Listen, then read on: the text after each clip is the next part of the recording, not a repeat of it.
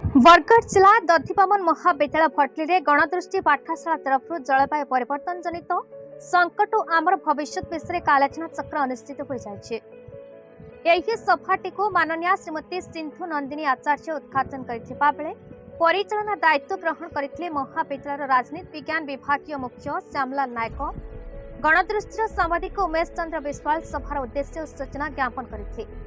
मुख्य अतिथि भावे green Nobel पुरस्कार विजेता श्रीजुक्त प्रफुल्ल सामंतराय योगदान पूर्वक जलवायु परिवर्तन तथा विश्व तापन कारण प्रभाव और निराकरण संपर्क में सम्यक आलोचना करथिले।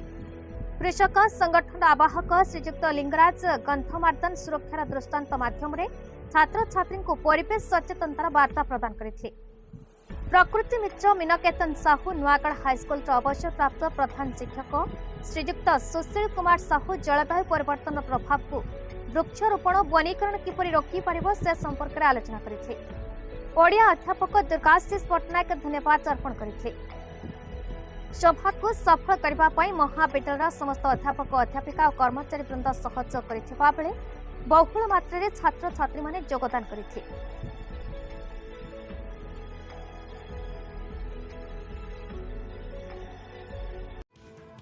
बरगढ़ जिलार टिकलाल त्रिपाठी रिपोर्ट, भारत न्यूज।